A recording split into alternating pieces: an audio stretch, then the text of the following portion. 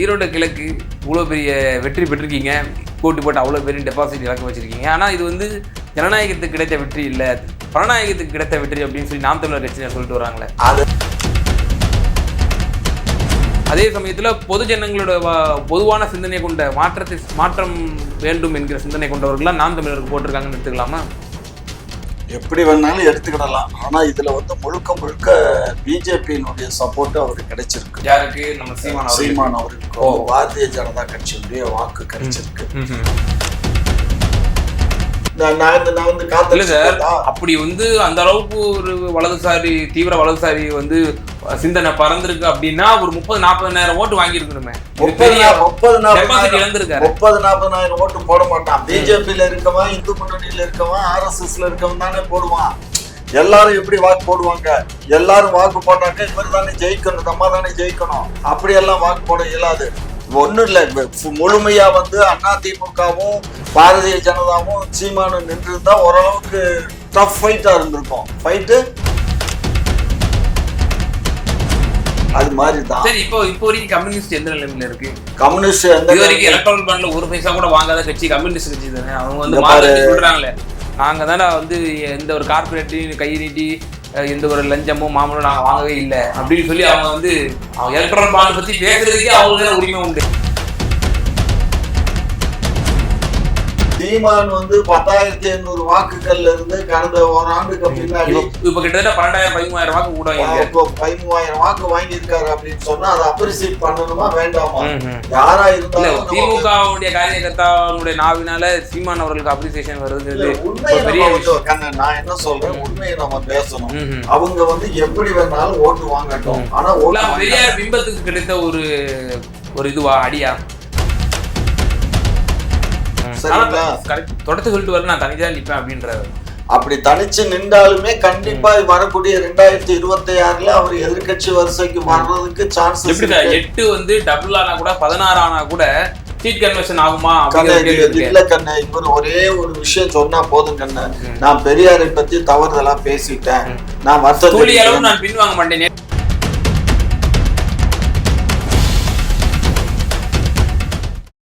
குக்கு செய்திகள் நேயர்களுக்கு அன்பு வணக்கம். இன்றைய சிறப்பு நேர்காணல் நிகழ்ச்சியில் நம்மோடு இணைந்திருக்கும் சிறப்பு விருந்தினர் திமுக சேர்ந்த முனைவர் திரு காமாட்சி நாயுடு ஐயா அவர்கள். இன்றைய தினம் தேர்தல் ரிசல்ட் வெளிவந்திருக்கு. டெல்லியினுடைய சட்டமன்ற தேர்தல் மற்றும் நம்முடைய தமிழ்நாட்டிலே ஈரோடு கிழக்கினுடைய இடைத்தேர்தல், இது சம்பந்தமாக கலந்துரையாட இருக்கிறோம். சார் வணக்கம். வணக்கம். ரிசல்ட்ஸ்லாம் பார்த்துருப்பீங்க. முதல்ல நம்ம தமிழ்நாட்டினுடைய ஈரோடு கிழக்கை பற்றி உங்கள்கிட்ட பேசலாம்னு நினைக்கிறேன். இது வந்து திமுக வெற்றி பெறும் அப்படின்னு நம்ம எதிர்பார்த்துட்டு இருந்தோம். நாம் தமிழர் கட்சி இப்போது அண்மை செய்தியாக வந்திருக்கு. முழுமையாக வாக்கு எண்ணிக்கை என்பது நிறைவு பெற்று விட்டது. டெபாசிட் இழந்திருக்கு நாம் தமிழர் கட்சி. ஒரு 2,000 சொச்ச ஓட்டு வாங்கியிருந்தால் டெபாசிட் வாங்கியிருக்கலாம். 23,000 சொல்கிற ஓட்டுகள் வந்து வாங்கியிருக்காங்க. எப்படி பார்க்குறீங்க? யாருக்கு யாரோட ஓட்டு ட்ரான்ஸ்ஃபர் ஆகிருக்கு? இது வந்து தோல்விகரமான வெற்றி அப்படின்னு சொல்லி தமிழிசை வந்து சொல்லியிருக்காங்க. எப்படி பார்க்குறீங்க? இல்லை, என்னை பொறுத்த மட்டும் நான் ஏற்கனவே திரு சீமான் அவர்களுக்கு மெசேஜ் போட்டுட்டேன். எப்போ 12 மணிக்கு நான் மெசேஜ் போட்டேன். என்ன சார்? வாழ்த்துக்கள்ண்ணா. வாழ்த்துக்கள்ண்ணா. எதுக்கு சார் வாழ்த்து? அதாவது அவருடைய ஏற்கனவே இப்போ சென்ற முறை வந்து 10,800 வாக்கு தான் வாங்கினாங்க. ஆனா இந்த முறை வந்து காலையிலேயே 12 மணி அளவுலயே வந்து 8,000 சொச்சம் வந்துருச்சு. அப்ப போக போக கண்டிப்பா இவர் 25,000 வாக்குகள் குறையாம வாங்குவாருங்கிற நம்பிக்கை எனக்கு இருந்தது. நான் என்ன நினைச்சேன், நீங்க வாழ்த்து சொல்லியிருக்கீங்க, ஒரு பைசா காசு கொடுக்காம மக்கள் நீங்க வென்று எடுத்திருக்கீங்களா, அதனால வாழ்த்துக்கள் சொல்லியிருப்பீங்களோன்னு நினைச்சேன். இல்ல, அது மட்டும் இல்ல, இவருடைய நிலைப்பாடு வந்து இந்த அளவுக்கு வந்து வாக்கு கிடைச்சதுக்கு வந்து முதல்ல அவருக்கு வாழ்த்து. ரெண்டாவது வந்து பாரதிய ஜனதா கட்சியினுடைய வாக்குகளும் அனைத்து இந்திய அண்ணா திராவிட முன்னேற்ற கழகத்துல சிலர் மனமாறிக்கிட்டு இருக்காங்க. நிறைய பேர் அதிமுகல இருக்கலாமா வேண்டாமாங்கிற நிலைப்பாட்டுல இருக்கக்கூடியவங்க, அவங்களுடைய வாக்கும் இந்த 2 வாக்கும் அவங்களுக்கு சேர்ந்துருச்சு. ரெண்டாவது சந்திரகுமார் வந்து அவர் ஏற்கனவே வந்து அங்க கேப்டன் கட்சியில இருந்து அங்க ரொம்ப வேலை பார்த்தவரு. ஆகையினால அவருக்கு வந்து அங்க செல்வாக்கு இருக்குது. அந்த செல்வாக்கு அதிகமான செல்வாக்கு இருக்கு. அந்த செல்வாக்கோட தான் வந்து இவர் நின்றுந்தார். இப்ப அவருக்கு அந்த செல்வாக்கு இல்லாம திமுக செல்வாக்குல மாத்திரம் நின்றுந்தாருன்னா இவரு கண்டிப்பா வந்து டெபாசிட் வாங்கியிருப்பாரு. அவருக்கு அந்த செல்வாக்கும் கூடுதலா இருந்ததுனால அதுக்கு கை கொடுத்துருச்சு. கேப்டன் கட்சியில் இருக்கக்கூடிய வாக்காளர்கள்லாம் அவருக்கு சந்திரகுமாருக்கு வாக்களிச்சிருக்காங்க. ரெண்டாவது இவருக்கு வந்து பாரதிய ஜனதா கட்சி அதிமுகவுல பிடிக்காம இருக்கக்கூடியவங்க அதிமுக பிடிக்காம அதிமுகவிலே இருப்பாங்க, நிறைய பேர் இருப்பாங்க. அந்த மாதிரி ஆட்கள்லாம் வாக்கு போட்டு அதிமுகவோட வாக்குகள் இங்க போலன்னு தான் நம்ம பார்க்க முடியுது. இப்போ நோட்டாவுனோட வாக்கு வந்து இன்க்ரீஸ் ஆயிருக்கு. அதே போல இப்போ நீங்க சொல்றபடி பிஜேபியோட வாக்குகள் வேணா இங்க டிரான்ஸ்ஃபர் ஆகிக்க கூடும். ஆனாலுமே ஒரு ஒரு பொதுவான ஜனங்கள் தேர்ந்தெடுத்திருக்காங்க போலே, ஒரு மாற்றத்திற்காக நாம் தமிழருக்கு போடணும்னு தேர்ந்தெடுத்திருக்காங்க போலே. ஆனால் போன வாட்டி நம்ம டெபாசிட் இழந்துச்சு இதே அதிமுக. அப்போ 23% வாக்குகள் வாங்கியிருந்தாங்கன்னு நினைக்கிறேன். ஆனால் மொத்தமாக ஷிஃப்ட் ஆகலை அதிமுக வாக்கு சதவீதமும் குறைஞ்சிருக்கு, ஓட்டு போலிங் சதவீதமும் குறைஞ்சிருக்கு. அதே சமயத்தில் பொது ஜனங்களோட பொதுவான சிந்தனை கொண்ட மாற்றம் வேண்டும் என்கிற சிந்தனை கொண்டவர்கள்லாம் நாம் தமிழருக்கு போட்டிருக்காங்கன்னு எடுத்துக்கலாமா? எப்படி வேணாலும் எடுத்துக்கிடலாம். ஆனா இதுல வந்து முழுக்க முழுக்க பிஜேபியினுடைய சப்போர்ட் அவருக்கு கிடைச்சிருக்கு. யாருக்கு? நம்ம சீமான் அவர்களுக்கு பாரதிய ஜனதா கட்சியுடைய வாக்கு கிடைச்சிருக்கு. நான் ஏற்கனவே பலமுறை சொன்னேன், இடைத்தேர்தலில் வந்து கண்டிப்பா வந்து பாஜக ஓட்டு சீமானுக்கு தான் விடும். ஆகையினால 20,000 ஓட்டுக்கு அதிகமாக தான் அவர் வெற்றி வாங்கறதுக்கு சான்சஸ் இருக்குன்னு 2 நாளைக்கு முன்னாடி உங்க ஊடகத்துல பேசும்போது கூட நான் சொன்னேன், ஞாபகம் இருக்கும்னு நினைக்கிறேன். ஸோ ஆகையினால நானும் ஒரு டிபேட் போனோமா இல்லையா, ஏர்போர்ட் மூர்த்தி நானும் போனதுலேயே சொன்னேன், அவர் 18,000 20,000 வாக்குகள் அதிகமாக வாங்கித்தான் அந்த இது வரும், அது பாரதிய ஜனதா கட்சியுடைய ஓட்டு டிரான்ஸ்ஃபர் ஆகும் அப்படின்னு. பட் முழுக்க முழுக்க அது பாரதிய ஜனதா கட்சி. அப்போ அந்த தொகுதியில கிட்டத்தட்ட 10,000க்கு மேற்பட்ட ஓட்டுகள் பிஜேபிக்கு இருக்கு. பிஜேபிக்கு இருக்கிறதுனாலதான் அந்த ஓட்டு அப்படியே டிரான்ஸ்ஃபர் ஆயிருக்கு. அந்த 2 ஓட்டும் சேர்ந்திருக்கு. இப்ப இதனால பாரதிய ஜனதா திரு அண்ணாமலை அவர்கள்ட்டயோ பிஜேபியினுடைய லீடர்ஸ்டையோ கேட்கும் போது அதை கிளைம் பண்ணலையே அவங்க, புறக்கணிக்க தான் சொன்னோம். அப்படி இல்ல அதெல்லாம் அதுதான் கண்ண அரசியல். அரசியல்னா என்னன்னு பாக்குறீங்க, நேரடியா யாருகிட்டையும் சொல்ல மாட்டாங்க. அப்ப அந்த வாக்குகள் வந்து அவங்க தேர்தல்ல. நீங்க எப்படி சொல்றீங்க எனக்கு புரியல சார். இதே திரு சீமான் அவர்கள் நீங்க சொல்லலாம், நீங்க அவர் RSS இதுவா போயிட்டாரு, பெரியார் விமர்சிச்சாருன்னு சொல்லலாம். ஆனா அதேதான் பழனி பாபாவை வந்து புகழ்ந்து பேசுறாரு, நம்ம திப்பு சுல்தானை புகழ்ந்து பேசுறாரு, மாட்டுக்கறி சாப்பிடுன்னு சொல்றாரு சார் ஈரோடு கிழக்குல போய். அப்போ பிஜேபியோட வாக்காளர்கள், பிஜேபி வலதுசாரி சிந்தனை கொண்டவர்கள் எப்படி சார் வாக்களிப்பாங்க? நீங்க ஒரு விஷயம் புரிஞ்சுக்கோங்க, மாட்டுக்கறி தான் தமிழர்களுக்கு வந்து சத்து தரக்கூடிய உணவு அப்படின்றாரு. இது பிஜேபி காரன் ஒத்துப்பானா? இரு தங்கம், எவ்வளவு பேர் வந்து இப்ப வந்து நீங்க பழனி பாபாவையும் நம்ம இவரையும் வந்து ஞாபகத்துல வச்சிட்டு இருக்காங்க. இதை யாரு வச்சிட்டு இருக்கா? சரித்திரம் படிச்சவங்களுக்கு வேணா அது தெரியுமே தவிர எல்லாத்துக்கும் அவங்கள வந்து தெரியாது. இதெல்லாம் மறைக்கக்கூடிய அளவுக்கு பெரியாரோட இஷ்யூ அந்த அளவுக்கு பெரிய இஷ்யூவா வந்துருச்சு. ஏன்னா கரண்ட்ல ஓடிக்கிட்டு இருக்கிறது பெரியார் தானே, பெரியார் கரண்ட்ல இருக்காரு. அதனால இது நீங்க கூட ஒரு இவரை வச்சு ஒரு இது எடுத்தீங்க, நம்ம மாண்புமிகு நம்ம முன்னாள் அவர் பேர் என்ன, பழனி பாபா, என்ன போச்சு உங்களுக்கு? போலையே, சேனலே ஓடலையே. இல்ல அதே அவரு பல சேனல்கள்ல கொடுத்துருக்கிறாரு. அதெல்லாம் கிடையாது. உங்க சேனல்ல பழனி பாபாவை பத்தி எடுத்து போட்டீங்க, என்ன போச்சு? போகல. காரணம் என்னன்னா பழனி பாபாவை வந்து மக்கள் மறந்துட்டாங்க. பழனி பாபாவும் வந்து மக்களோட அவ்வளவு நெருக்கமாவும் இருந்ததில்லை. கூட்டத்துல போடுவான் மன்னர் திருமலை நாயக்கரை பத்தி, திருமலை நாயக்கரை பத்தி போட்டாலும் எவனும் பார்க்க மாட்டான். புரிஞ்சுக்கோ, நான் எனக்கு தெரியவங்களா இருக்கேன். திருமலை நாயக்கரை பத்தி போட்டாலும் சரி, நாயக்க மன்னர்களை பத்தி போட்டாலும் சரி, சைலாவை பத்தி போட்டு பார்ப்பான். சரியா? இறந்து போன அந்த இன்னொரு சில்க் சுமிதாவை பத்தி நீங்க ஏதாவது எடுத்து போடுங்க, அதை பார்ப்பான். சோ மக்களுடைய ட்ரெண்ட் மனநிலை வந்து அந்த மாதிரி இருக்கு. இன்றைய சினிமாவுக்கு தான் நம்ம இங்க முக்கியத்துவம் கொடுக்குறாங்க. இந்த பாரதிய ஜனதா கட்சியை பொறுத்த மட்டும் அவங்களுக்கு வந்து இப்ப இதுல 2வது திருப்பகுன்றத்துல நடந்த ஒரு இஷ்யூ வந்து அதுல வந்து இவங்களுக்கு ரொம்ப ஒரு மனசு உளைச்சல். யாருக்கு? பாரதிய ஜனதாவுக்கு. அதனாலயே இவருக்கு அதிகமான வாக்கு அங்க கிடைச்சிருச்சு. இல்ல சார், போலிங் வந்து 5th நடக்குது, 3rd and 4th வந்து நீங்க ஊரடங்கு போடுறீங்க. 4th தானே, நான் 2 நாள் ஊரடங்கு போடுறீங்க. அஞ்சாவது அது அதுக்குள்ள அந்த இஷ்யூ அந்த அளவுக்கு ஈரோடு மக்கள் இல்ல சார். அந்த திருப்பரங்குன்ற இஷ்யூ கூட உள்ளூர் வாசிகளுக்கு வந்து எந்த ஒரு அதிருப்தியுமே இல்ல. யாருமே போர்க்கொடி தூக்கம் இல்ல. வெளியில இருந்து RSS காரங்க பிஜேபி இந்து முன்னணி தான் வந்து அத பிரச்சனை பண்ணாங்க தவிர அந்த ஊர் மக்கள் செஞ்சாங்களா? அந்த ஊர் மக்கள் செய்யாமலா இருக்காங்க? பண்ணல. அந்த ஊர் பண்ணல. நீயா ஆட்சேபனை பண்ணல சார் அந்த ஊர் மக்கள். அந்த ஊரை சேர்ந்தவன் எனக்கு தெரியாதா? சொல்லுங்க. அந்த ஊர்ல இருக்க மக்களும் தான் கலந்துக்கிட்டாங்க. அன்றைக்கு வந்து திடீர்னு அவங்க அறிவிச்ச உடனே அன்றைக்கு பழங்கானத்தத்துல வந்து கிட்டத்தட்ட ஒரு 10,000 பேர் வந்து திரள்றாங்கன்னா எப்படி திரண்டாங்க? உள்ளூர் மக்கள் தான். வெளியூர் மக்கள் கோர்ட்ல இருந்து எப்ப ஆர்டர் கிடைக்குது? கோர்ட் ஆர்டர் கிடைச்ச 1 மணி நேரத்துல அங்க ஆர்ப்பாட்டம் நடக்குதுன்னா எப்படி நடக்குது? உள்ளூர் மக்கள் தான். மதுரையை சுத்தி ஒரு 5 கிலோமீட்டர் ரேடியஸ்ல இருக்க மக்கள் வந்து கலந்துக்கிட்டதான் அந்த கூட்டம், ஆர்ப்பாட்ட கூட்டம். சரிங்களா? அது வந்து 4ஆம் தேதி நடக்குது. 4ஆம் தேதி அது நடந்த உடனே அதனுடைய இன்ஃபேக்ட் தான் த்ரூ அவுட் தமிழ்நாடு. என்ன இப்ப எல்லாமே மக்களுக்கு வந்து இங்க இருந்து செய்தி என்ன இதுல போகுதா?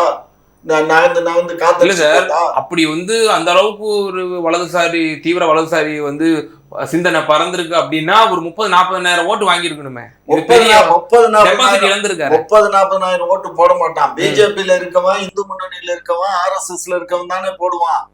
எல்லாரும் எப்படி வாக்கு போடுவாங்க? எல்லாரும் வாக்கு போட்டாங்க இவர் தானே ஜெயிக்கணும், நம்ம தானே ஜெயிக்கணும். அப்படியெல்லாம் வாக்கு போட இயலாது. ஒண்ணும் இல்ல, முழுமையா வந்து அதிமுகவும் பாரதிய ஜனதாவும் சீமானும் நின்று இருந்தா ஓரளவுக்கு டஃப் ஃபைட்டா இருந்திருக்கும். ஃபைட்டு ரொம்ப டஃப் ஃபைட்டா இருக்கும். ஆனா அது இல்ல. காரணம் என்னன்னா அதிமுகல இருக்கிறதுக்கு வெறுப்பா இருக்கக்கூடிய கொஞ்சம் சில பேர் வாக்களிச்சிருக்காங்க. ஏன்னா பாரதிய ஜனதாவுக்கு ஈரோட்ல இவ்வளவு வாக்குகள் கிடையாது. அவங்களுக்கு திருப்பூர் அண்ட் கோயம்புத்தூர்ல தான் இருக்க தவிர ஈரோட்ல கிடையாது. அதிகமான ஆட்கள் கிடையாது. மிஞ்சி போனா ஒரு 10,000 ஓட்டுகள் இருக்கும், அவ்வளவுதான். இது சீமான் ஓட்டு ஏற்கனவே ஒரு 10-12,000 10,000 ஓட்டு இருக்கு. இப்ப அந்த 3,000-3,500 ஓட்டு கிடைச்சது வந்து அதிமுக ஓட்டு தான். சோ ஆக மொத்தம் 23,000 ஓட்டு வாங்கியிருக்காங்க. தாவேக்கால இருந்து போறதுக்கு அவன் ஓட்டு பண்ண பூத்துக்கு போயிருக்க மாட்டானுங்க. அவங்க கட்சி நிக்கல இல்ல, அவங்க கட்சி புறக்கணிக்குது இல்ல. திமுக அவங்க பொது எதிரியா திமுக கருதுறாங்க. சோ அப்ப ஆல்டர்னேட்டா நாம் தமிழர் தான் நிக்குது. அவங்க நாம் தமிழர் தாவேக்காவை நீ வந்து புஷ் பண்ணாத. தாவேக்கா வந்து அப்படி எல்லாம் பண்ண இயலாது. அத அவர் தான் எங்க முதலமைச்சர் சொன்ன மாதிரி கட்சி ஆரம்பிச்ச உடனே முதலமைச்சரா வரணும்னு விரும்புறாரு அப்படின்னு சொல்றாங்க. இதெல்லாம் வந்து நடைமுறை சாத்தியம் இல்லை கண்ணு. இப்ப எவ்வளவு தூரம் நம்ம வந்து மக்கள் வந்து மக்களுக்கு பாடுபட்டு வரணும். மக்களுக்கு பாடுபடாம யாருமே வந்து மக்களோட சந்திச்சு மக்களுடைய, அதாவது திமுக, நீங்க இன்னைக்கு இருக்க திமுக பாக்குறீங்க. திமுக ஆரம்பிச்ச காலத்துல தோல்ல கைத்தறி துண்டுகள்லாம் போட்டுக்கிட்டு கைத்தறி வாங்கி உபயோகப்படுத்துங்கன்னு சொல்லி ஒவ்வொரு தெருவாவும் வந்து திமுகவை சேர்ந்த இந்த முன்னோடிகள்லாம் வந்து அன்றைக்கு பிரச்சாரம் பண்ணி வியாபாரம் பண்ணாங்க. ஒரு பொதுக்கூட்டம் நடக்குதுன்னா அந்த பொதுக்கூட்டத்துல கைத்தறி ஆடையை போட்டுக்கிட்டு நாவலர், பேராசிரியர், கலைஞர் இவங்க எல்லாம் கூட அந்த வச்சுக்கிட்டு சேல் பண்ணுவாங்க. கைத்தறி ஆதரிச்சாங்க. சரியா? அப்படியெல்லாம் கொடுத்து துண்டை ஏந்தி பிஜேபி தான் இப்படி கம்யூனிஸ்ட் கட்சி காசு வசூல் பண்றான் கூட்டத்துக்கு. அது மாதிரி இவங்க துண்டை வச்சுட்டு காசு வசூல் பண்ணி தான் அப்படி வந்து ஆரம்பிச்சவங்க இப்ப இந்த நிலைமையில வந்து இருக்கீங்க. அதாவது நீ ஒரு விஷயம் பண்ணி விதை போடுறோம், மரமாவது, மரம் எவ்வளவு கனி தருது, அது மாதிரிதான். சரி, இப்போ வரைக்கும் கம்யூனிஸ்ட் எந்த நிலைமையில இருக்கு? கம்யூனிஸ்ட் வரைக்கும் எலக்ட்ரானிக் பாண்ட்ல ஒரு பைசா கூட வாங்காத கட்சி கம்யூனிஸ்ட் கட்சி தானே. அவங்க வந்து சொல்றாங்களே, நாங்க தானே வந்து எந்த ஒரு கார்பரேட்டையும் கை நீட்டி எந்த ஒரு லஞ்சமோ மாமலோ நாங்க வாங்கவே இல்லை அப்படின்னு சொல்லி அவங்க வந்து அவங்க எலக்ட்ரல் பாண்ட் பத்தி பேசுறதுக்கே அவங்களுக்கு தானே உரிமை உண்டு. சிபிஐ நீங்க ஒரு விஷயம் நல்லா, அவங்க வந்து ஆட்சி பிடிக்கலையா? இந்தியா முழுக்க உள்ள கடலோர மாவட்டங்கள்ல எல்லாம் வந்து ஆட்சி பிடிக்கலையா? அவங்க நீங்க ஒரு விஷயம் புரிஞ்சுக்கோங்க. இது வந்து கம்யூனிஸ்ட் கட்சிகளை பொறுத்த மட்டும் கொள்கை நல்ல கொள்கை, அதுல மாற்றுக்கிறது. திமுகவை காட்டிலும், அதாவது கம்யூனிஸ்டுகளுடைய கொள்கை வந்து திமுகவை காட்டிலும் அதிகமா நல்ல ஒரு கொள்கை தான். அதை ஒண்ணும் மாற்று கருத்து இல்லை. எங்க அண்ணாவே ஒத்துக்கிட்டு இருக்காரு. காரணம் என்னன்னா அது தமிழகத்துக்கு நடைமுறை சாத்தியம் இல்லை. கேரளா நடைமுறை சாத்தியம் இருக்கு. அது கேரளாவில், வெஸ்ட் பெங்கால் சாத்தியம் இருக்கு. இல்ல அங்க எல்லாம் சாத்தியம், தமிழகத்துல சாத்தியப்படாது. என்ன காரணம்னா, சரி அப்பயே 52ல இருந்து நீங்க கம்யூனிஸ்ட் ஆதரவு கொடுத்தீங்க. கண்ணு அது எவ்வளவு பெரிய தாக்கத்தை ஏற்படுத்திச்சு அந்த 52 நீங்க புறக்கணிச்சீங்க தான் பேரு. கம்யூனிஸ்டுகள் தான் நீங்க ஆதரவு தெரிவிச்சீங்க. 50-60 சீட்டுகள் வாங்கினாங்கன்னு நினைக்கிறேன். மிகப்பெரிய தாக்கத்தை ஏற்படுத்துச்சு. இன்னைக்கு கூட நாங்க கம்யூனிஸ்ட் கூட தானே வச்சிருக்கோம். லெப்ட் ரைட் ரெண்டு கம்யூனிஸ்ட் எங்களோட கூட்டணியில தானே இருக்காங்க. லெப்ட் ரெண்டுமே லெப்ட் தான். இந்தியன் கம்யூனிஸ்ட் அந்த மார்க்சிஸ்ட் கம்யூனிஸ்ட். அதான் நாங்க சொல்றது ரைட் அண்ட் லெப்ட் தான். சரியா? ரெண்டு கம்யூனிஸ்ட் நம்மளோட தான் இருக்கு. அதனால அது ஒன்றும் பெரிய இஷ்யூ கிடையாது. அது வந்து கம்யூனிஸ்ட் இந்த மார்க்சிசம் வந்துங்கிறது தமிழ்நாட்டுல போச்சு கண்ணு. அது ரஷ்யால ஒரு காலத்துல லெனின் பீரியட்ல உச்சத்துல அதுல பெரியாரோட முக்கிய பங்கு இருக்கா? பெரியார் தான் கம்யூனிஸ்ட்ல கடைசி பழிச்சிட்டு இருந்தாரு. அதுதான் கண்ணு. அதாவது என்னன்னா ஒரு உயரிய கருத்தியலை உங்க பெரியார் இப்படி ஆக்கிட்டாரு பாருங்க. பெரியார் உயரிய கருத்தியலா இருந்தாலும் நடைமுறைக்கு சாத்தியம் இல்லாத கருத்தியல். அதாவது என்னன்னா ஒரு நிம்மதியா ஒரு தொழிற்சாலையில தொழில் நடக்காது. நீங்க கம்யூனிஸ்ட் இருக்கும்போது உங்களுக்கு நீங்க சிறு குழந்தை கண்ணு. நான் மதுரையில இருந்தேன். அப்ப ஹேண்ட்லூம்ஸ் நான் இருந்த பகுதி செல்லூர் ஏரியா. அந்த ஏரியால ஹேண்ட்லூம்ஸ் நிறைய கைத்தறி. இந்த கைத்தறியில பாத்தீங்கன்னா கூலி உயர்வு கேட்டு மாசத்துக்கு ஒரு ஸ்ட்ரைக் நடக்கும். மாசத்துக்கு ஒண்ணு இருக்கும். அதுல தனித்தனியா இருக்கும். அதாவது ஜக்காடுன்னு ஒண்ணு சொல்லுவானுங்க, ஆர்டினரின்னு ஒண்ணு சொல்லுவானுங்க, வேஷ்டி நெய்யறதுன்னு ஒண்ணு, புடவை நெய்யறதுன்னு ஒண்ணு, ஒரு வெவ்வேறு விதமான கிளாத் எல்லாம் நெய்யற ஐட்டம் அவ்வளோ அதிகமா. கிட்டத்தட்ட ஒரு அந்த காலத்துல நான் சொல்றது 60 பீரியட்ல 60, 61, 62 எனக்கு அசோசியேஷன் இருக்குமா? ஆமா, 70 வள்ளியுமே தனித்தனி அசோசியேஷன் வச்சுட்டு இவங்க எல்லாம் ஒன்று சேர்ந்து பண்ணாங்கன்னா பெரிய அளவுல இருக்கும். அந்த மேற்கு தொகுதி அப்ப மேற்கு தொகுதி, அந்த மதுரை மேற்கு தொகுதினா கம்யூனிஸ்ட் தான். அவங்கதான் எம்பி ஆவாங்க, எம்எல்ஏ ஆவாங்க, எம்பி எல்லாம் வருவாங்க. அந்த அளவுக்கு பி ராமூர்த்தி எல்லாம் தேர்தலில் நின்றாரு. அதே மாதிரி இன்னொரு எம்எல்ஏவும் அங்க இருந்தா வந்தாரு, கம்யூனிஸ்ட் எம்எல்ஏ. அது மாதிரி அவங்க கண்ணு. அதே மாதிரி அந்த கிழக்கு தொகுதியில கூட ஒரு முறை கோமதி அம்மான்னு சொல்லி அவங்களும் ஒரு எம்எல்ஏ வந்தாங்க. காரணம் என்னன்னா அங்க வீவர்ஸ் ஜாஸ்தி, இந்த சௌராஷ்டிரா கம்யூனிட்டி அங்க ஜாஸ்தி. இப்ப அந்த இதெல்லாம் அந்த கம்யூனிஸ்டுகள் பண்ண இதுல அது அப்படியே உழைஞ்சு அவங்க எல்லாம் இதுக்கு போயிட்டாங்க. எங்க திருப்பூர் போயிட்டாங்க. திருப்பூர் போய் இப்ப அங்க எல்லாம் அந்த நெசவுல அவங்க இன்வால்வ் ஆயிட்டாங்க. இப்ப எல்லாம் இங்க குறைஞ்சு போச்சு. முன்னையெல்லாம் எங்க பாத்தீங்கன்னாலும் அந்த சொசைட்டிஸ் நிறைய இருக்கும். மதுரை செல்லூர் பகுதியில பாத்தீங்கன்னா 60 அடி ரோடு, மெயின் ரோடு, அந்த ஏரியா இருக்கும். கமிங் டு த பாயிண்ட், இப்போ இந்த ஈரோடு கிழக்கு இவ்வளவு பெரிய வெற்றி பெற்றிருக்கீங்க, போட்டு அவ்வளவு பெரிய டெபாசிட் இழக்க வச்சிருக்கீங்க. ஆனா இது ஜனநாயகத்துக்கு கிடைத்த வெற்றி இல்ல, பணநாயகத்துக்கு கிடைத்த வெற்றி அப்படின்னு சொல்லி நாம் தமிழர் கட்சியினர் சொல்லிட்டு வராங்களே. அது இவ்வளவு இலகுவான கிடைக்கக்கூடிய வெற்றியை கூட நீங்க பணத்தை கொடுத்தா நீங்க வெற்றி. அந்த லூசு பயில சொல்றாங்க. இப்ப அந்த லூசு பயிலுக்கு இந்த ஓட்டு வந்தது பெரிய விஷயம். யாரு போட்டாங்களோ என்ன பத்தி கவலை இல்ல. எப்படினாலும் அவங்க கேண்டிடேட் தானே ஜெயிச்சு வந்திருக்காங்க. ஜெயிச்சதா தான் நான் நினைக்கிறேன். அவங்க தோத்ததா நினைக்கிறேன். நாம் தமிழர் கட்சி. நாம் தமிழர் கட்சி. அதிமுக பாய்காட் பண்ணிருக்கு, நம்முடைய பிஜேபி பாய்காட் பண்ணிருக்கு, தாவேக்காவும் பாய்காட் பண்ணிருக்கு. எப்படியே தைரியமா நிக்கிறான்ல கேண்டிடேட் போட்டு, தைரியமா நின்று அவங்க எல்லா தேர்தலும் நிக்கிறாங்க சார். அதான் நிக்கிறாங்க. இன்னைக்கு 23,000 ஓட்டு வாங்கி இருக்குல்ல, 10,800 ஓட்டுங்கிறது போய் இன்னைக்கு இவ்வளவு ஓட்டு வாங்கியிருக்கு. அந்த 10,000 ஓட்டு எப்படி வாங்கினாங்க அன்னைக்கு கூட நீங்க பாருங்க. பிஜேபி நின்றுச்சு, அதிமுக நின்றுச்சு, இவங்க நாம் தமிழர் நீங்க ஆதரிக்கிறீங்க. அதாவது ஆதரிக்கிற அதை நம்ம பாராட்டணும். அதாவது இப்ப அவங்க தோல்வி அடைந்தா கூட அது கௌரவமான தோல்வி தானே தவிர அது பெரிய தோல்வின்னு சொல்ல. தமிழிசை உங்களை பார்த்து சொல்றாங்க இது தோல்விகரமான வெற்றி அப்படின்றாங்க. உண்மைதானே? திமுகவுக்கு தோல்விகரமான வெற்றி தானே இது? தோல்விகரமான திமுகவுக்கு சொல்றாங்க மேடம். அந்த அம்மாவுக்கு என்ன தெரியும்? அந்த அம்மா எனக்கு அது ஒன்று திமுக வெற்றிங்கிறது அது வேற, அது முடிஞ்சு போச்சு. சீமான் 10,800 வாக்குகள்ல இருந்து கடந்த ஒரு ஆண்டுக்கு பின்னாடி இப்ப கிட்டத்தட்ட 12,000-13,000 வாக்கு கூட 13,000 வாக்கு வாங்கியிருக்காரு அப்படின்னு சொன்னா அதை அப்ரிசியேட் பண்ணணுமா வேண்டாமா? யாரா இருந்தாலும் திமுகவுடைய காரியகர்த்தாவுடைய நாவினால சீமான் அவர்களுக்கு அப்ரிசியேஷன் வருதுங்கிறது உண்மையை பெரிய விஷயம். நான் என்ன சொல்றேன், உண்மையை நம்ம பேசணும். அவங்க எப்படி வேணாலும் ஓட்டு வாங்கட்டும். ஆனா பெரியார் பிம்பத்துக்கு கிடைத்த ஒரு இதுவா அடியா? பிம்பத்து கிடைச்சதில்ல. நான் தான் சொல்றேன், அவர் பெரியார பத்தி பேசுனதுனால பாரதிய ஜனதா கட்சியும் RSS வாக்களிச்சுட்டான். அவர் பெரியார பேசாம இருந்தா அந்த வாக்கு அவருக்கு வந்திருக்காது. அவரை பத்தி பேசுனதுனால அவன் பூரா அவருக்கு சப்போர்ட்டிவா போட்டான் ஓட்ட. ஏன்னா அவன் வருஷம் எல்லாம் எதிர்த்துக்கிட்டு இருக்கான், அவனால எதிர்க்க முடியல.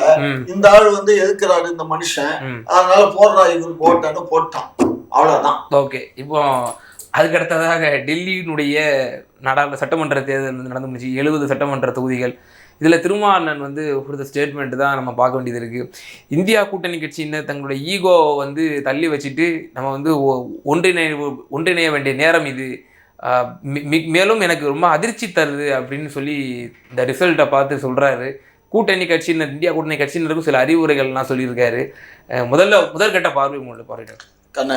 டெல்லியை பொறுத்த மட்டும் இப்போ மட்டும் இல்லை கண்ணு, கடந்த சட்டமன்ற தேர்தலில் கூட குஜராத்தில் ஊபியில எல்லாம் நடந்த தேர்தலில் கூட நான் அப்பவுமே பதிவு பண்ணியிருக்கேன். கெஜ்ரிவால் வந்து ரொம்ப ஓவர் இதுல திர்றாரு, அது வந்து ரொம்ப ஆபத்துன்னு சொன்னானா. இப்ப அதே ஆபத்து தான். இப்ப அன்றைக்கு வந்து காங்கிரஸும் இவரும் ஜெயிச்சு வந்திருந்தா ஓரளவுக்கு அதிகமான வெற்றி வாய்ப்பு கிடைச்சிருக்கும் குஜராத்ல.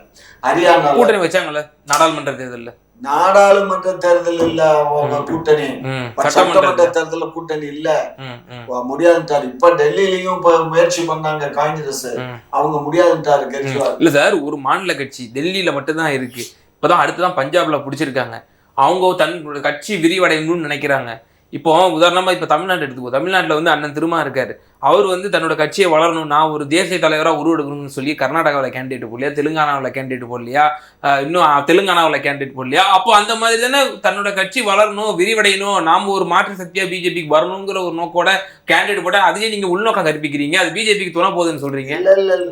பிஜேபிக்கு துணை அப்படிதான் எல்லாரும் உங்க கூட்டணி கட்சியெல்லாம் இது வைக்கிறாங்க.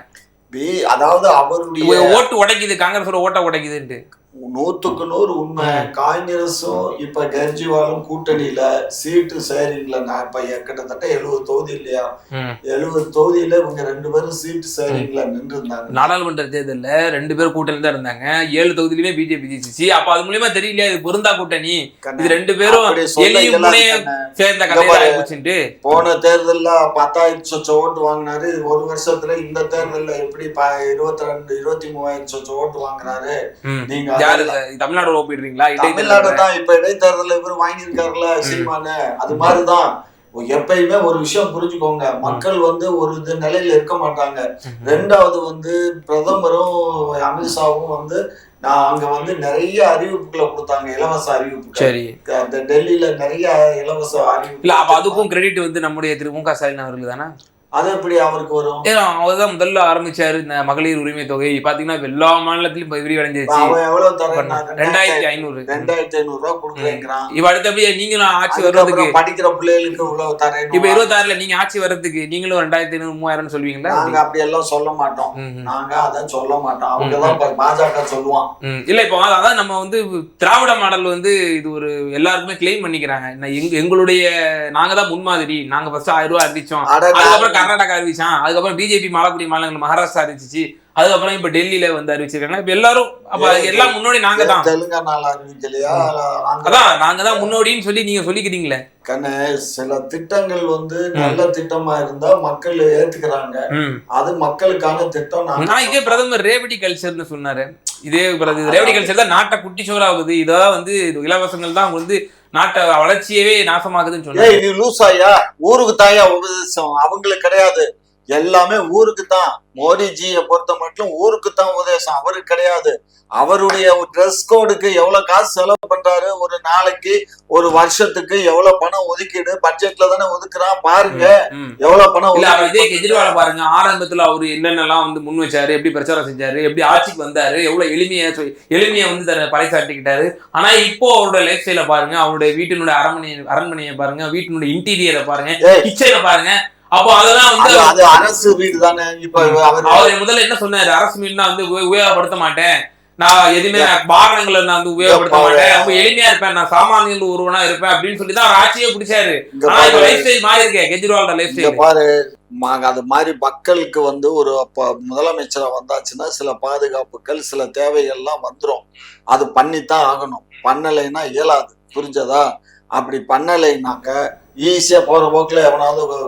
இந்தியா கூட்டணி எவ்வளவு பெரிய அடின்னு பாக்குறீங்க டெல்லியில? இந்தியா கூட்டணி டெல்லியில நாங்க கூட்டணி அமைச்சு நாங்க எங்க போட்டி போட்டோம்? ரெண்டுமே அவங்க கூட்டணி கட்சி தானே. காங்கிரஸ் ஜெயிச்சிருந்தா நீங்க கிளைம் பண்ணிக்கலாம், எங்க கூட்டணி ஜெயிச்சிருப்பா. இல்ல ஆம் ஆத்மி ஜெயிச்சா அது கிளைம் பண்ணிக்கலாம். நீங்க போன வெஸ்ட் பெங்கால் என்ன சொன்னீங்க, காங்கிரஸ் கூட்டணி ஜெயிச்சாலும் பரவாயில்லை, நம்முடைய திரிணாமுல் காங்கிரஸ் ஜெயிச்சாலும் பரவாயில்ல, எங்களுக்கு தான் வெற்றி அப்படின்னு சொன்னீங்கல்ல. அது சொன்ன அதே மாதிரி தானே திரும்ப திரும்ப ஆம் ஆத்மி உங்க கூட்டணி தான், காங்கிரஸ் உங்க கூட்டணி தான். ஆம் ஆத்மி வந்து நாடாளுமன்ற தேர்தல்ல எங்க கூட இந்தியா கூட்டணியில இருக்கு.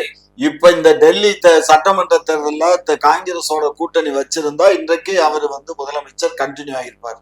அவரு பாருங்க, நாங்க வாங்கின ஓட்டு எத்தனை தொகுதிகள்ல அவங்க வெற்றி வாய்ப்பு குறைச்சிருக்குங்கிறத நீங்க 43% வாங்கிட்டாங்க ஆம் ஆத்மி கட்சி. 47% பிஜேபி வாங்கியிருக்கு. வித்தியாசம் எவ்வளவு? ஆனா இவங்க வாங்குறது 23 தொகுதிகள், அவங்க 47 தொகுதிகள் வந்து வெற்றி பெற்றிருக்காங்க. அதுதான் கண்ணு, 47 தொகுதியில வாங்கின ஓட்டு வந்து 47%. இவங்க 43% வித்தியாசம். 23 தொகுதி தான் வச்சிருக்காங்க. ஆனா ஆனா ஒரு சில வாக்குகள் தான் வந்து வெட்டி தோல்வி அந்த ஓட்டு வந்து காங்கிரஸ் ஓட்டு இருந்திருந்தா அந்த 10 தொகுதி ஓட்டு அப்படியே வந்திருக்கும்ல. முஸ்லிம் மக்கள் இருக்கக்கூடிய அந்த 10 தொகுதியில இவங்க வந்து காங்கிரஸ் நெக் ஆஃப் இதுல தான் தோத்துட்டு இருக்காங்க. இல்ல யாரோட பிழைன்னு நினைக்கிறீங்க? ராகுல் காந்தியோட பிழையா? ராகுல் காந்தி போலையா? இல்ல ராகுல் காந்தி ரொம்ப அனுசரிச்சு போனாரு. இவருதான் வந்து ஒட்டுக்க இல்லவே இல்ல. மக்கள் தெளிவா இருக்காங்க இல்லையா? இப்போ மணிஷ் சிசோடியா 1.5 வருஷம் உள்ள இருந்தாரு. அப்புறம் கேஜ்ரிவால், இப்போ இந்த மாதிரி ஊழலுக்கு எதிராக நாங்கள் வந்து களமிறங்கணும் அப்படின்னு சொன்னவங்க, இப்போ ஊழல் அலிகேஷன்ல இத்தனை வருஷ கணக்குல உள்ள சிறையில இருந்தவங்க மக்கள் தெளிவாயிட்டாங்க. ஆஹா, இவங்க வந்து கரப்ஷன், நம்மளுடைய வரி பணத்தை வந்து கொள்ளையடிக்கிறாங்க, அப்போ நம்ம பிஜேபி தான் போடணும், அவங்க தான் வந்து சுத்தமான கட்சி அப்படின்னு சொல்லி மக்கள் தேர்ந்தெடுத்திருக்காங்க. அதுல இருந்து உங்களுக்கு ஆட்சேபனை? அப்படி இல்ல. இப்ப அப்படி ஓட்ட போட்டிருந்தாங்கன்னா காங்கிரஸ் தான் வந்திருக்கணும். காங்கிரஸ் ஆட்சி புறக்கணிச்சுட்டாங்க. காங்கிரஸ் வந்து ஒரு தொகுதியில கூட வெற்றி பெறல. 2015, 2025, 2015, 20, 23 முறையும் வந்து ஒரு தொகுதி கூட வெற்றி பெறல. ஆனா இதுக்கு முன்னாடி காங்கிரஸ் தவிர வேற கட்சியே அங்க ஜெயிக்காது. 1998 முதல் அங்கதான் 15 ஆண்டுகள் ஆட்சி செஞ்சுட்டு இருந்தாங்க. அந்த அம்மா தான் சீஃப் மினிஸ்டராவும் இருந்தாங்க. சரியா? ஆகையினால அதெல்லாம் சொல்ல முடியாது கண்ண. மக்களுடைய மனநிலையை வந்து நம்ம கண்ணாடி மாதிரி நம்ம வந்து பார்த்து தெரிஞ்சுக்க இயலாது. மக்களுக்கு வந்து இன்றைக்கு வந்து இவங்க சொன்ன சலுகைகள் வந்து அதிகமான சலுகைகள். ரெண்டாவது, அதுக்கு நிகரான சலுகை காங்கிரஸ் இருந்துச்சு, அதுக்கு நிகரான சலுகை ஆம் ஆத்மி கட்சி இல்ல. நிகரான சலுகைன்னு சொல்ல முடியாது, குறைவான சலுகை தான் சொன்னாங்க. ரெண்டாவது, ஆம் ஆத்மி வந்து இவர் இப்ப வந்து கெஜ்ரிவால் மேல மக்களுக்கு கொஞ்சம் வருத்தம் தான். என்ன 10 வருஷம் ஆன்டி இன்கம்பன்சியா? 10 வருஷம் ஆன்டி இன்கம்பன்சியா? ஆமா 10 வருஷம் ஆண்டுட்டாங்க. இந்த 10 வருஷத்துல அங்க வந்து இவங்க சொன்னது எதுவும் செய்ய இயலல. காரணம் என்னன்னா அது எல்லாமே இவங்க கண்ட்ரோல்ல இருக்கு, மத்திய அரசு கண்ட்ரோல்ல இருக்கு. ஆகையினால ஒரு சின்ன டிரான்ஸ்பர் கூட போட முடியாம சுப்ரீம் கோர்ட் தலையிட்டும் கூட திரும்ப ஒத்துக்கிடவே இல்லையே. அப்புறம் என்ன செய்ய முயலும்? இப்ப கூட ஒரு சட்ட திருத்தம் கூட கொண்டு வந்திருந்தாங்க. அதாவது காவல்துறை முழுக்க உள்துறை அமைச்சர்களோட கட்டுப்பாட்டுல கொண்டு வரதுக்கு.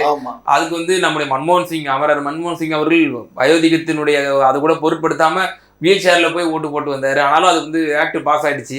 ஸோ அப்போ இந்த மாதிரி அதிகார குவியல் கூட எல்லாம் முழுக்க டெல்லிக்கு போயிடுச்சு. அதனால மக்கள் வந்து பிஜேபிக்கு தான் நாங்கள் வாக்களிப்போம். அதுல கூட நீங்க இன்னொன்று விஷயம் பார்க்கணும். 2015, 20 ஆம் ஆத்மி கட்சி ஜெயிச்சாலுமே கூட நாடாளுமன்ற தேர்தல் வரும்போது மக்கள் மொத்தமா பிஜேபி தானே போடுறாங்க. அதுதான் கண்ணு, அறியாம மக்கள் வந்து, அதாவது அறியாமையில மக்களை நீங்க வந்து அக்யூஸ் பண்ண இல்ல. அதாவது மக்களை வந்து இவன் என்ன பண்றான், கடவுளுடைய பேரை சொல்லி சாமிங்கிற பேர்ல நாங்க சாமிக்கான அரசு, இது இந்துத்துவாக்கான அரசுன்னு சொல்லி மக்களை மடைமாற்றம் பண்றாங்க. இந்த மடைமாற்றம் தான் இவங்களுக்கு வந்து இப்ப கை கொடுக்குது. எப்பயுமே கெஜ்ரிவால் சொல்லலையா, இந்த நம்மளுடைய ரூபாய் நோட்டுகள்ல வந்து லட்சுமி படத்தை போடணும் அப்படின்னு சொன்னாரு. இன்னும் அவருமே கெஜ்ரிவால் சொல்றது வந்து எடுபடாது கண்ணு. அவர் என்ன ஒரு மாநிலத்துல ஒரு 2 மாநிலத்துல தான் அவங்க ஆட்சி. டெல்லி போச்சு, ஹரியானா மட்டும், பஞ்சாப் மட்டும்தான் இருக்கு.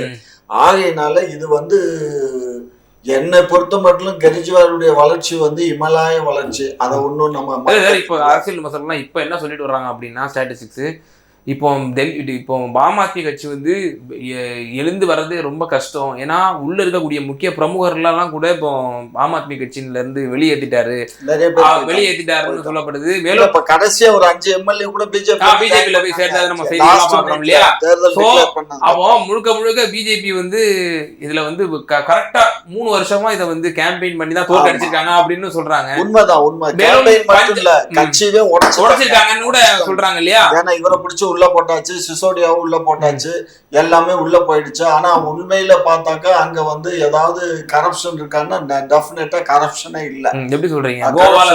கோவாவுக்கு வந்து ஏங்க தேர்தல் இப்போ அப்படி பார்த்தீங்கன்னா எவ்வளவு பாரு, இவங்களுக்கு வந்து எவ்வளவு கோடி கொடுத்தான் பிஜேபிக்கு.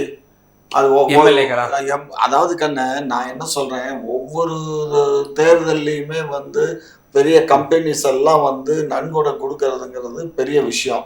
நன்கொடை வந்து சட்டப்பூர்வமா கொடுக்கற நன்கொடை ஒண்ணு இருக்கு, பிளாக்ல கொடுக்கல சார். இந்தியாவிலேயே ஒரு கட்சி ஊழல் கட்சி அப்படின்னு சொல்லி நீதிமன்றத்துல ஒரு வழக்காடு இருக்கு அப்படின்னா அது ஆம் ஆத்மி கட்சி மட்டும்தான் சார். ஒரு கட்சியவே அக்யூஸ் பண்ணிருக்காங்க, ஆம் ஆத்மி கட்சியை ஒரு கரப்டட் பார்ட்டி அப்படின்னு சொல்லி. எந்த இதுவே நம்ம பார்த்தது கிடையாது, தீர்ப்பு கொடுக்கல. Okay, but fine. ஆனா அந்த இதுக்கு மக்கள் மதிப்பு அளிச்சிருக்காங்க இல்லையா? பிஜேபியினுடைய அந்த குற்றச்சாட்டுகளுக்கு, அந்த அலிகேஷன்ஸ்க்கு மக்கள் மதிப்பு அளிச்சிருக்காங்க இல்லையா? அதை நீங்க மறக்க முடியாது. இப்ப அண்ணா சார் என்ன பேசியிருக்காரு, நான் சொன்னதை இவங்க கேட்கல, நான் சொன்னதை கேட்டிருந்தாங்கன்னா இந்த நிலைமை வந்திருக்காது அப்படின்னு அண்ணா சார். எத்தனை நாள் அண்ணா சார் என்ன தூங்கிட்டு இருந்தாரா? இப்ப பாரதிய ஜனதா கட்சிக்கு அண்ணா சாரே இப்ப மறைமுகமா வேலை பார்த்துருக்காங்க. எங்க நாட்டுல ஊழல் இல்ல, ஒரு ஊழல் இல்லாத சுத்தமான ஆட்சி 11 ஆண்டுகளா மோடிஜி கொடுத்துட்டு இருக்காரு. அதை நினைச்சு உங்களுக்கு வந்து ஊழல் இல்லையா? ஆமா சார், சார் அண்ணா சாரே போன்றவர்கள் ஊழல் இல்ல, கத்திரிக்காய் இல்ல. ஏப்பா முந்தா நாள் வந்து அமெரிக்கால இருந்து கால் வழங்கு கை வழங்கு போட்டு அங்க ஊழல் இல்ல, அது வந்து ஒரு நாட்டினுடைய ஒரு நாட்டுக்கு கேவலம் இல்லையா? நம்ம நாட்டினுடைய பிரஜைய நீ இந்த நாங்க நாடு கடத்துறோம், நீங்க கூப்பிட்டுக்கோங்கன்னு சொல்லியிருந்தா நம்ம சிவில் விமானத்தை விட்டு நம்ம கூட்டிட்டு வர போறோம். அதை விட்டுட்டு நீ ஏர்போர்ஸ் உன்னுடைய இந்த இதுல வந்து ராணுவ விமானத்துல இதுல விலங்க கால் விலங்கு கை விலங்க போட்டு கூட்டிட்டு வர்றேன்னா 44-48 மணி நேரம் என்ன இம்சை அனுபவிச்சிருப்பான். இதெல்லாம் வந்து அவங்களோட வெளியுறவு கொள்கை. அது வெளியுறவு கொள்கை எல்லா நாட்டுக்கும் அதான் ஃபாலோ பண்றாங்க. எந்த நாட்டுக்கு நீ ஃபாலோ பண்ண கூட நீ என்ன சொல்ற, நம்மளுடைய வெளியுறவுத்துறை அமைச்சர் அங்க இருக்கிறது, வெளியுறவுக்கு அங்க இருக்குல்ல, நம்மளுடைய டிப்ளமேட்டிக்ஸ் ஆபீஸ் அங்க இருக்குல்ல, சோ அவங்களை கூப்பிட வேண்டியதானே. கூப்பிட்டு இந்த மாதிரி நாங்க இவ்வளவு பேர் இருக்கோம், நீங்க உங்கள்கிட்ட ஒப்படைக்கிறோம், நீங்க உங்க நாட்டுக்கு எடுத்துட்டு போங்கன்னா முடிஞ்சு போச்சு. நம்ம ஒரு விமானத்தை அனுப்பிச்சு எல்லாத்தையும் வர போறோம். அதை விட்டு கை வழங்க கால் வழங்க போட்டாங்க. என்ன முட்டாள்தனமா? இது என்ன பிரிட்டிஷ் காலத்துலதான் அந்த மாதிரி பண்ணுவானுங்க. அந்த இது அந்தமான் கைதி இல்ல, அங்க அனுப்பும் போது கால்லயும் கையிலயும் போடுவான். என்ன காரணம்னா இவன் கப்பல்ல இருந்து கீழே குதிச்சிருவான், அப்ப நீந்தி போயிடுவாங்க. சட்டவிரோத குடியேறிகள், சட்டவிரோத குடியேறிகள் ரெகுலேஷன்ஸ் இந்திய குடிய மக்களுக்கு மட்டும் அவங்க பண்ணல, எல்லா சுற்றி இருக்கக்கூடிய யாராவது அவங்களுக்கும் இதான் ஃபாலோ பண்றாங்க. யாருக்கு எல்லாத்துக்கும் பண்ணாலும் தப்புதான். அது என்ன சட்டாம்பிள்ள வேலை? நீ அந்தந்த நாட்டுல கூப்பிட்டு நீ இந்த மாதிரி இவங்க எல்லாம் எங்களுக்கு சட்டவிரோதமா எங்க நாட்டுல இருக்காங்க, இவங்களை நீங்க கூட்டிட்டு போங்க, இவங்க எல்லாம் நாங்க அகதியா ட்ரீட் பண்றோம், கூட்டிட்டு போங்கன்னா முடிஞ்சு போச்சு. அதை விட்டு இப்படி பண்ணா என்ன? எப்படி யோசிச்சு பாருங்க.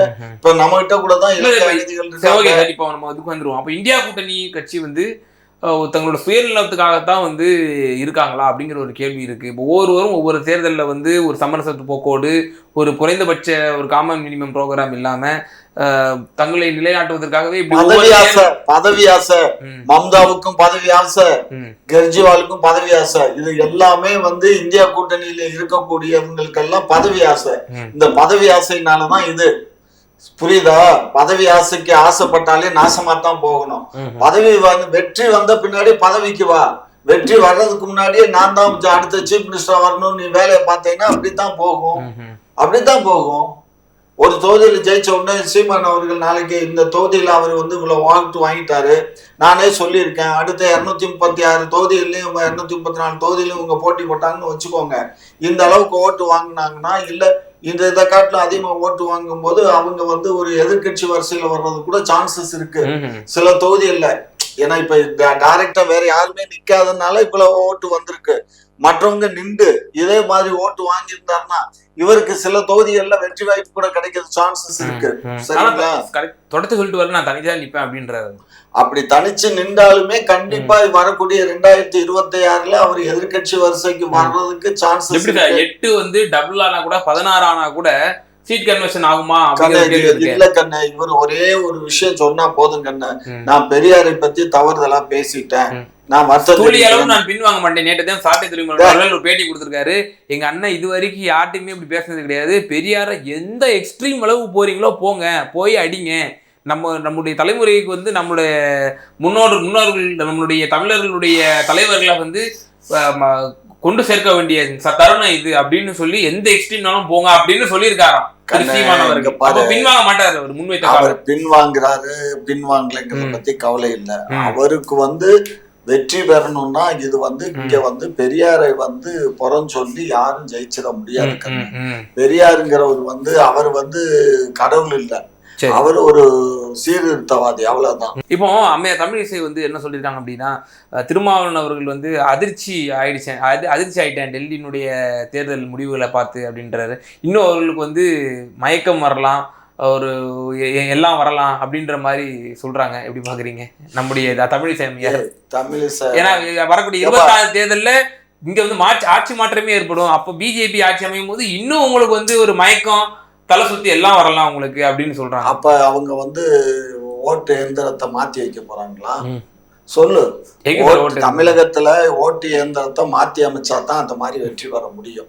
இல்லைன்னா திமுக அப்படிதான் வெற்றி பெற்று. திமுக நாங்க வெற்றி பெறது வந்து எங்களுடைய கட்சியினுடைய தொண்டர்களே 1.5 கோடி தொண்டர்கள் இருக்கோம், கட்சி உறுப்பினர்கள்.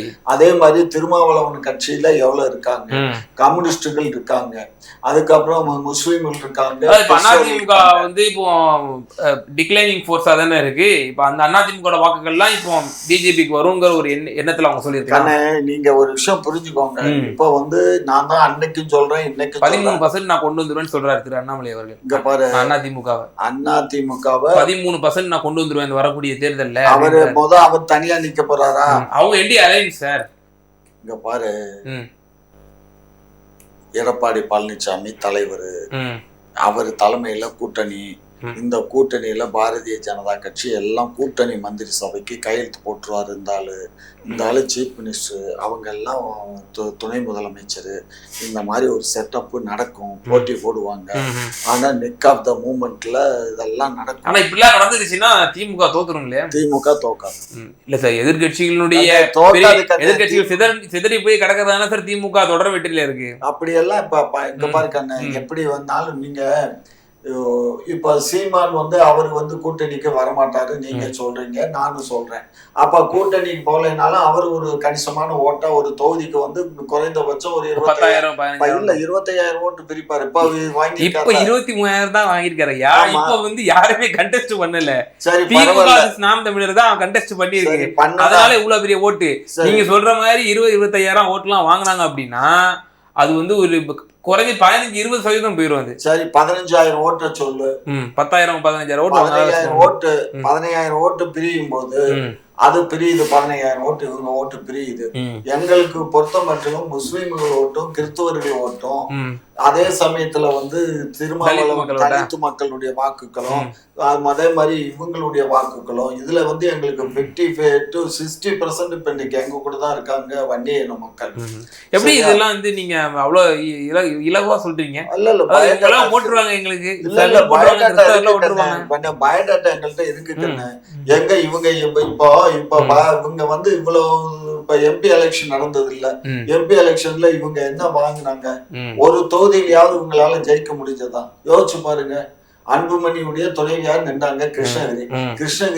எதிர்கட்சிகளுடைய பிளவுகளால நீங்க ஜெயிக்கிறீங்கன்றாங்க. இங்க பாரு, நாங்க பிஜேபி ஒரு பக்கம் இருந்துச்சா, அதிமுக ஒரு பக்கம் நின்றுச்சா. அப்போ தேர்தல் ரிசல்ட்க்கு அப்புறம் எஸ்பி வேலுமணி சொல்றாரு, நாங்க 2 பேரும் ஒன்னா இருந்துதான் 30-35 தொகுதி ஜெயிச்சிருக்கோம். பிஜேபியும் பாட்டாளி மக்களும் 2 பேரும் ஒன்னா தான் நின்றாங்க. ஆமா, அங்க வந்து கேப்டனும் காங்கிரஸ் அதிமுக கிருஷ்ணசாமி எஸ்டிபிஐ இவங்க எல்லாம் அங்க நின்றாங்க.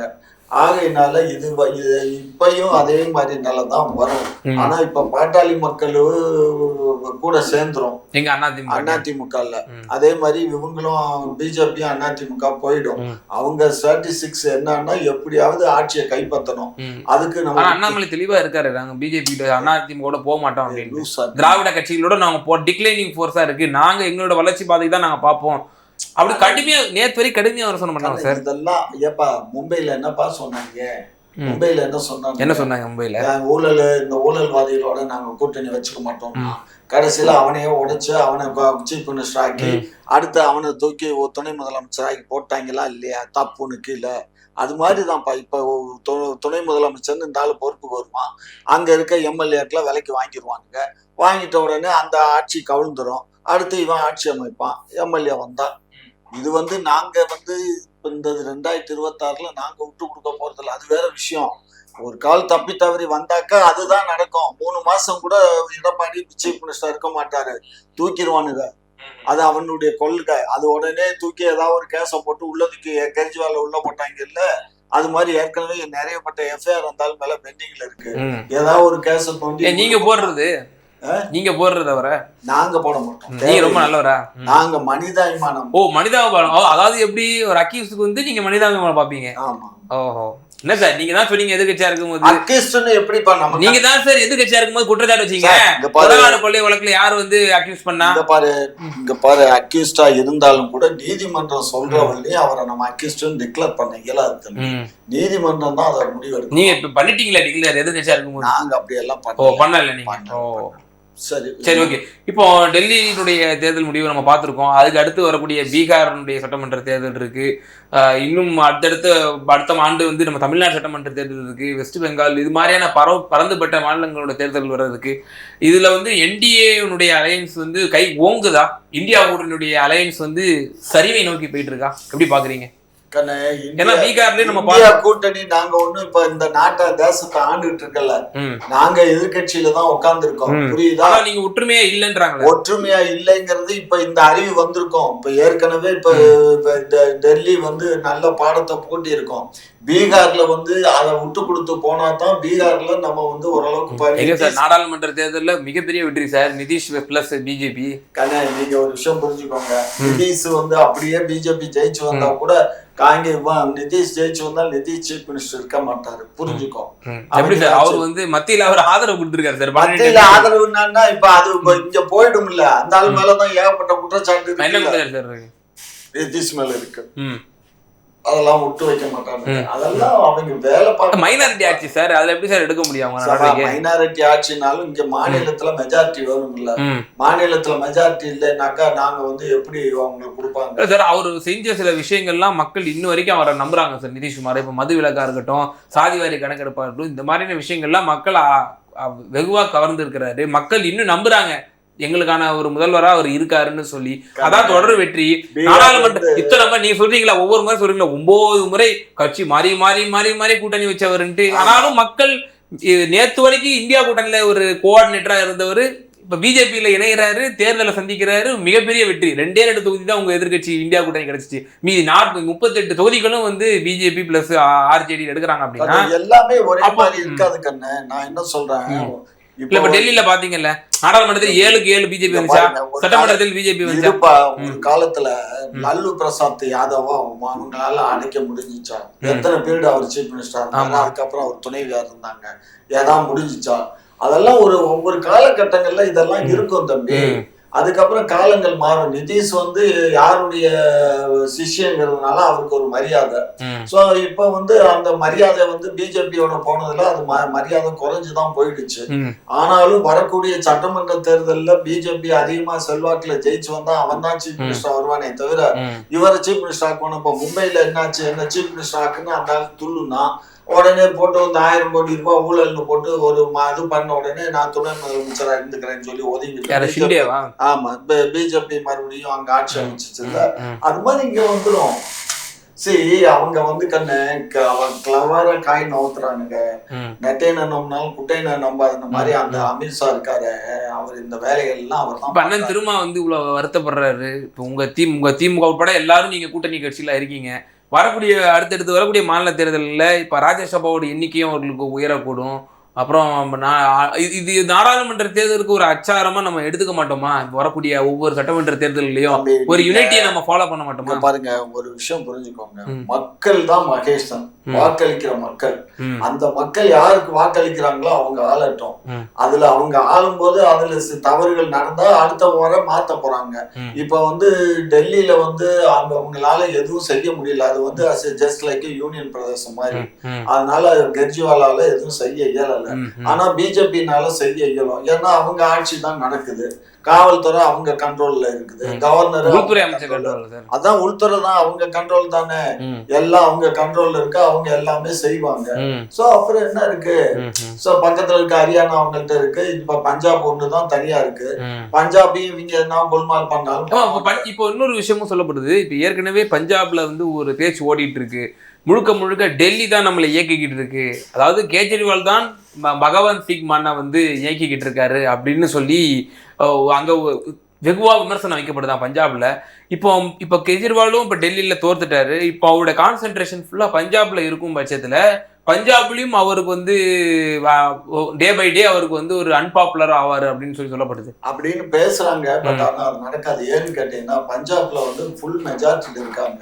கொஞ்சம் எம்எல்ஏ, ஆனா அது யூனியன் பிரதேசம் இல்ல, அது நம்மளை போல ஒரு இண்டிபெண்டன்ட் ஸ்டேட். அதுல கொஞ்சம் பேர் கலைஞ்சு போனா கூட அவங்களுக்கு ஒண்ணும் இல்ல, நிறைய அதிகமான எம்எல்ஏக்கள் இருக்காங்க.